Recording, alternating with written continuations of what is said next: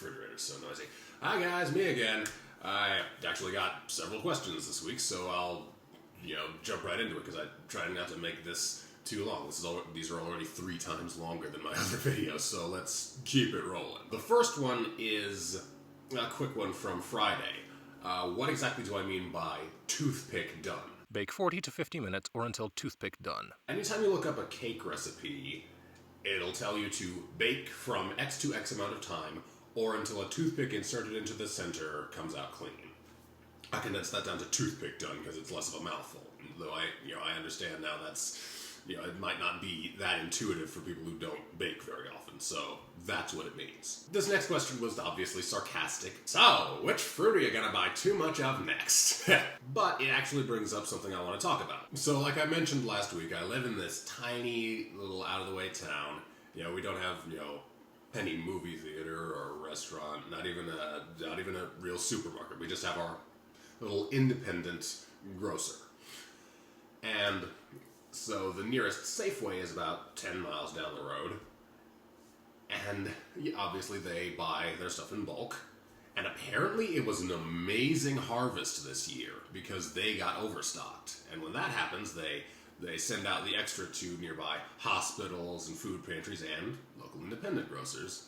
And so our little store got bulk discounts on top of bulk discounts. Therefore, we actually got really good prices on produce for once. So, yeah, that's why everything that came into season during the summer was super cheap. So that's why, we got avocados, oranges, lemons, limes, zucchini, yellow squash, tomatoes.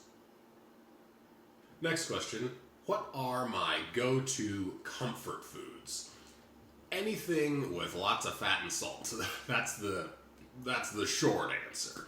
The longer answer, I really like mac and cheese, like real mac and cheese, baked mac and cheese. You make the sauce and you cook the noodles and you put the cheese on it and you put it in the oven.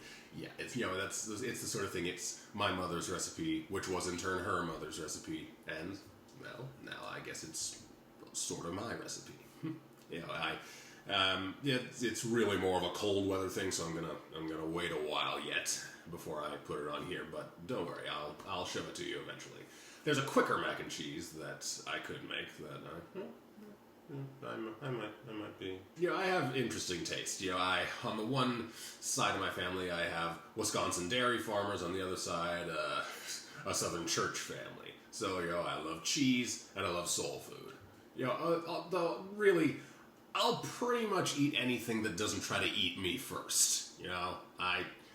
I just find food in general comforting. So that's my real answer. Just food in general is comforting to me. And the last question, sort of related to that one, where do I get my recipes from? Now, it varies. Sometimes it's from a recipe book that's above the stove there in this cabinet right here. That's where all the recipe files are.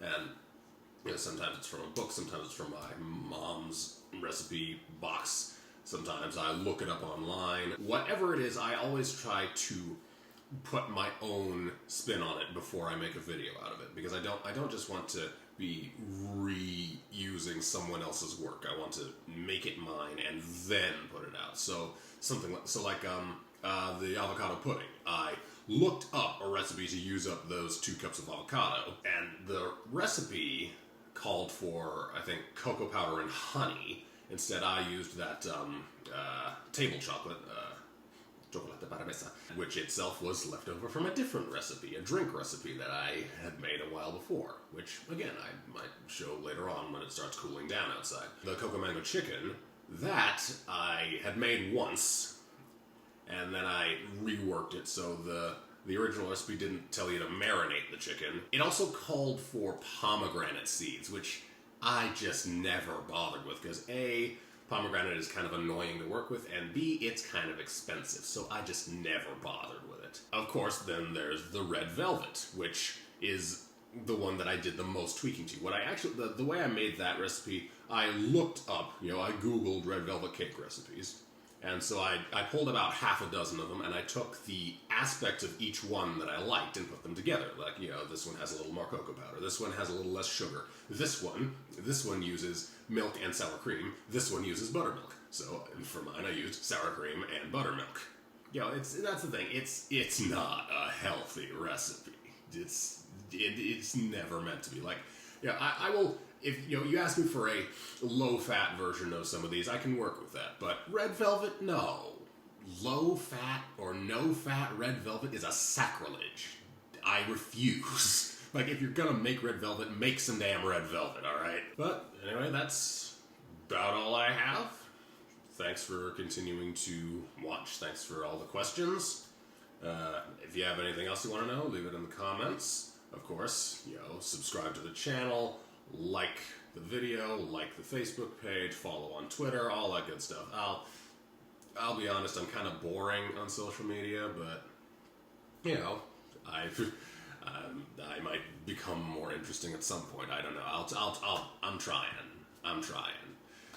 So I will see you guys on Friday.